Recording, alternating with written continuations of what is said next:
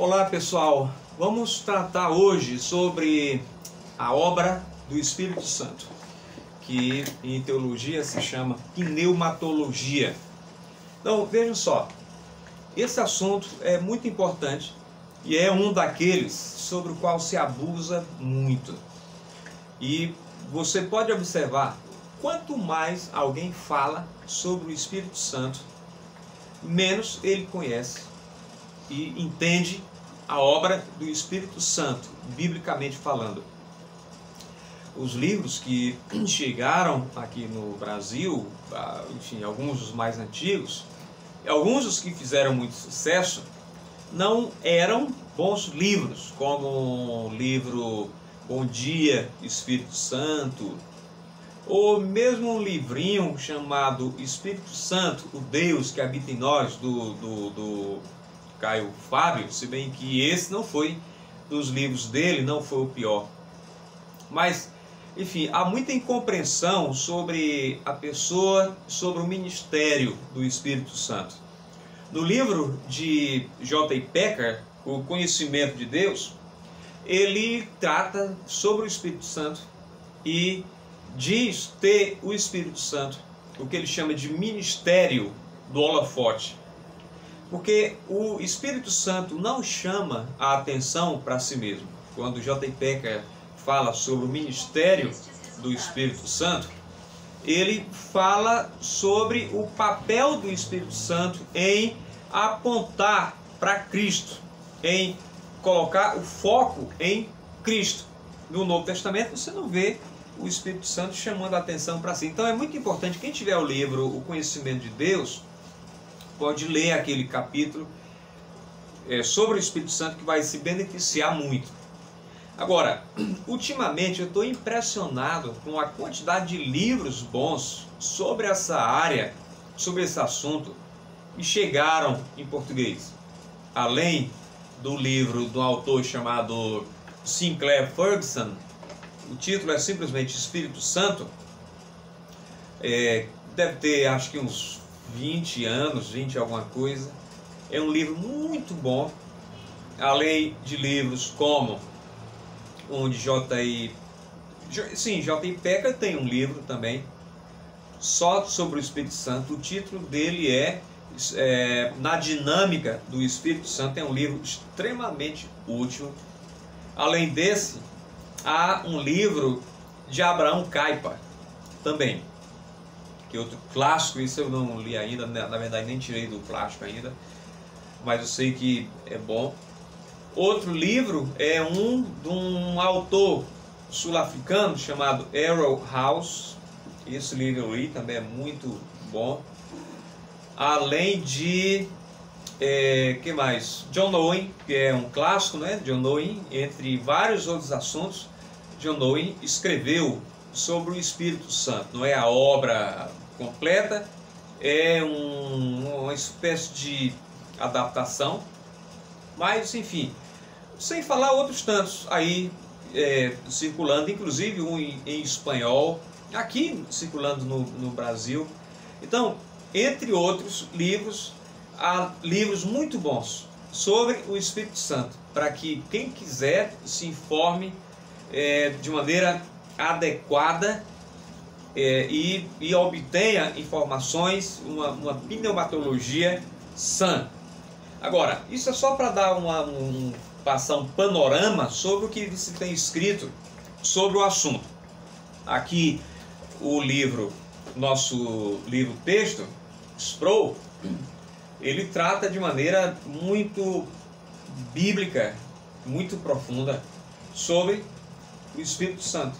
Então o que você tem aqui no capítulo 31 é um material muito bom. Na verdade é um dos capítulos mais longos desse livro de Sproul, em que a gente vai da página, começa no capítulo 31 e vai da página 255 à página 317.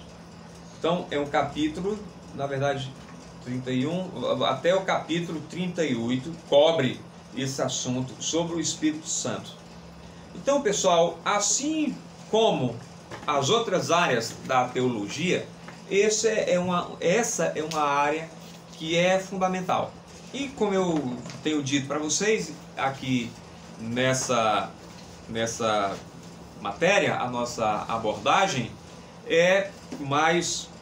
não é tão aprofundada quanto ela tem de ser nas matérias em que se trata, enfim, que não são introdutórias.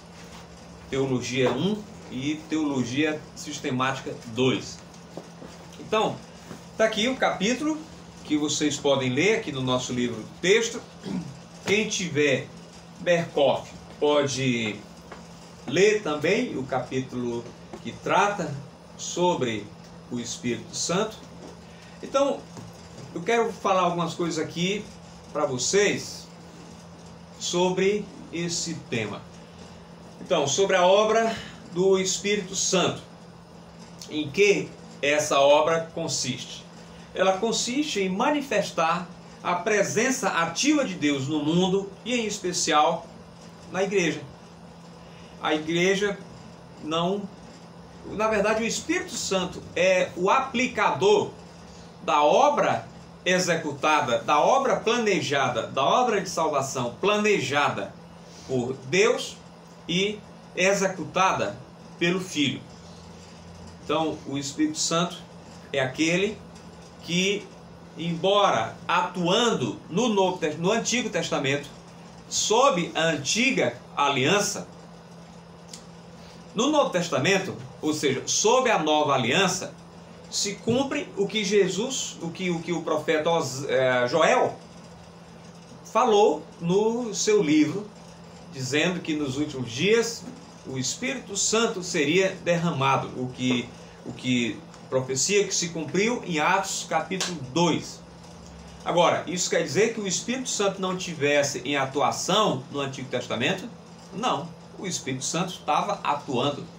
Ele era dado a pessoas que desempenhassem papéis específicos, mas ele não estava da forma plena como passou a se dar no Novo Testamento, especificamente a partir de Atos, capítulo 2. Então, é isso em que consiste a obra do Espírito Santo: manifestar a presença ativa de Deus no mundo e, em especial, na igreja.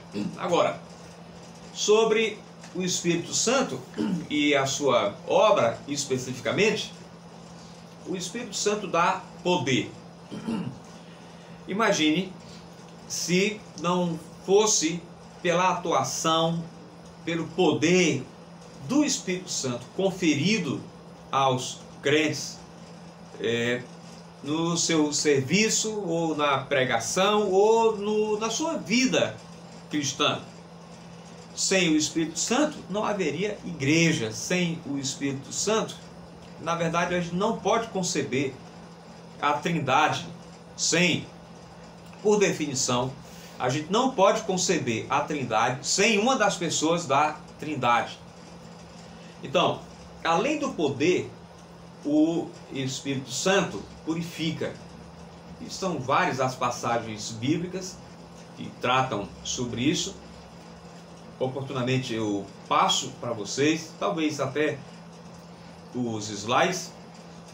E outro aspecto do papel da obra do Espírito Santo é que ele revela, além de que unifica, e dá evidência da presença e bênção de Deus.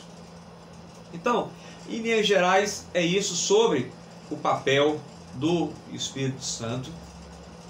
Mas a gente vai voltar a isso, eu quis falar de maneira bem resumida. Agora, eu não sei se vocês conhecem um livro chamado Redenção.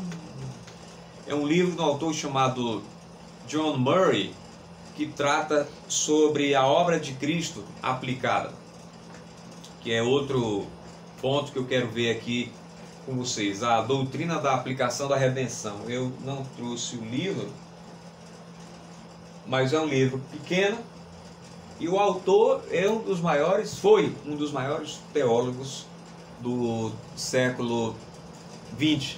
Ele era um escocês e foi professor de um seminário chamado Westminster, o Seminário Teológico de Westminster, o primeiro seminário que resultou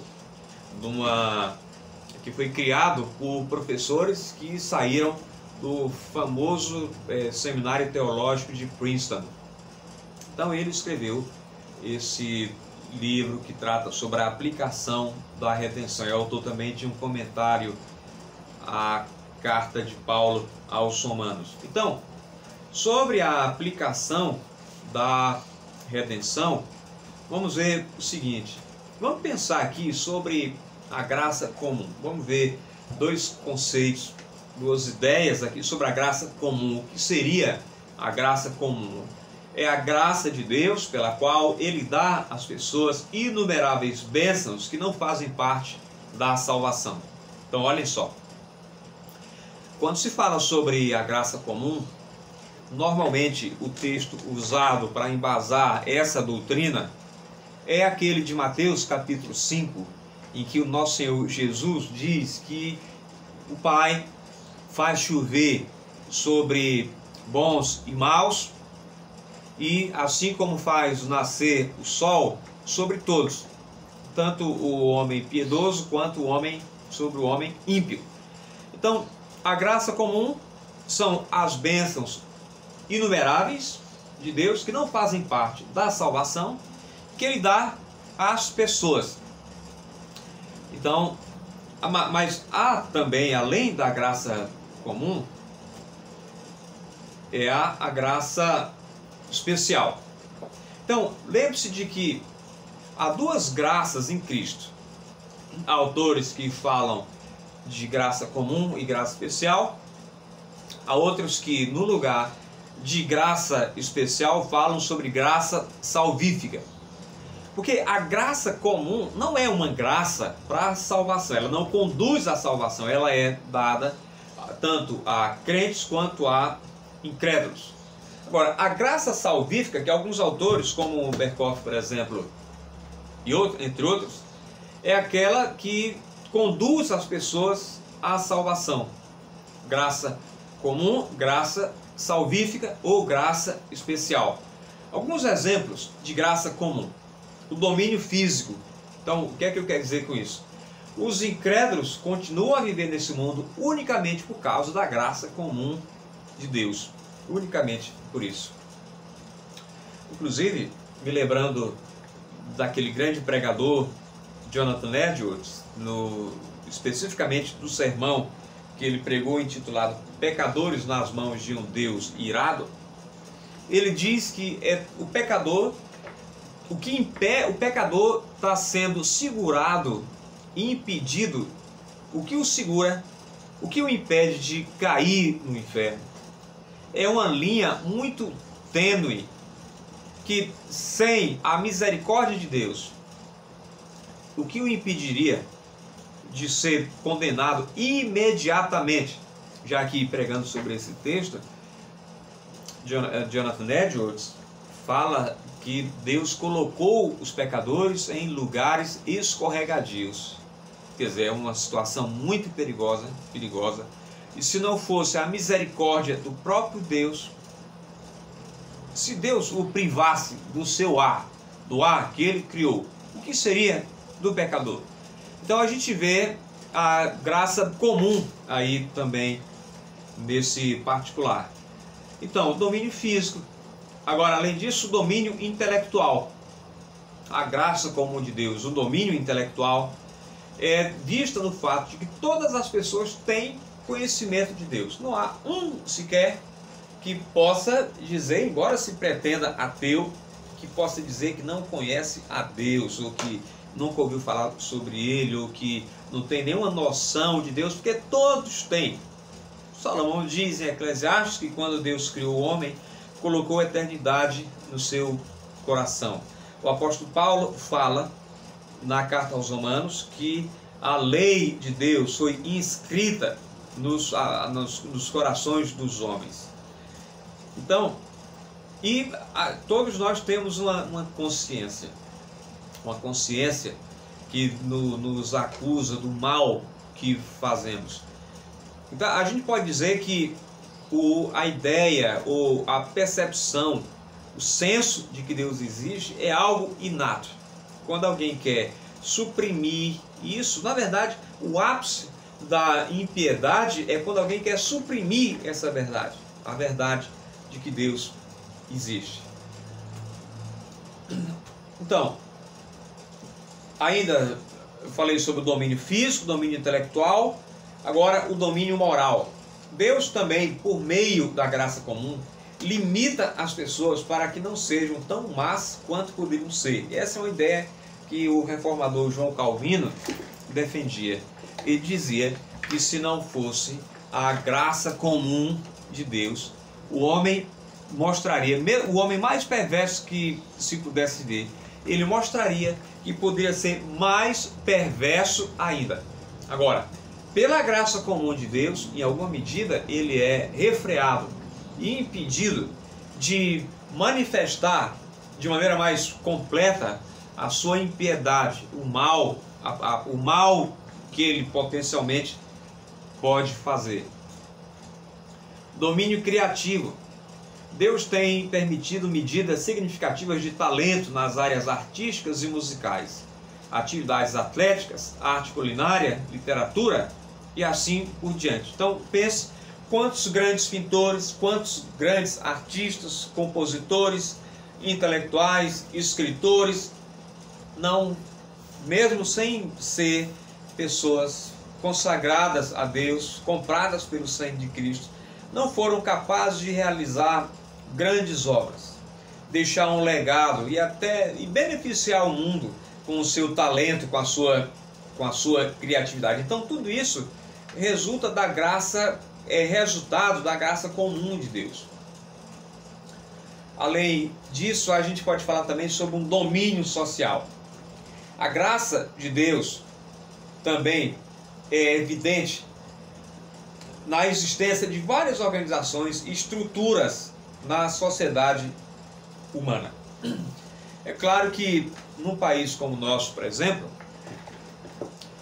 a gente não vê essas várias organizações estruturadas na sociedade humana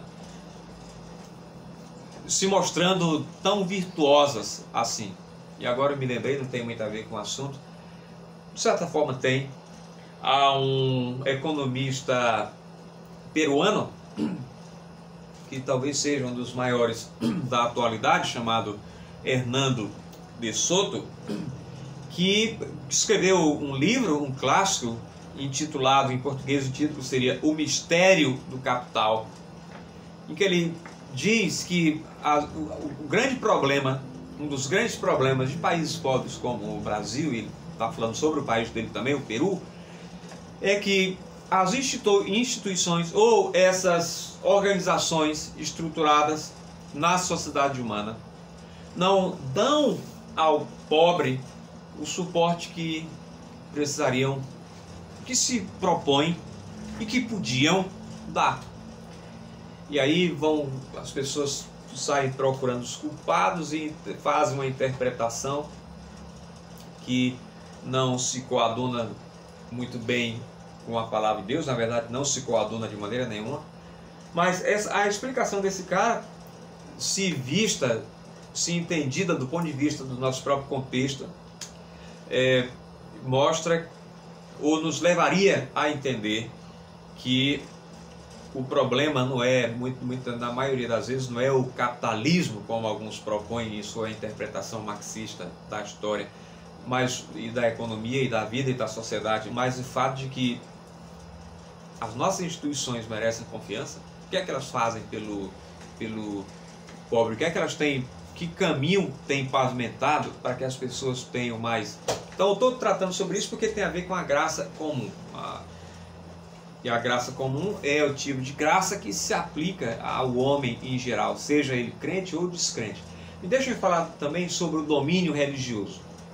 até mesmo no domínio da religião humana, a graça comum de Deus produz algumas bênçãos para as pessoas incrédulas.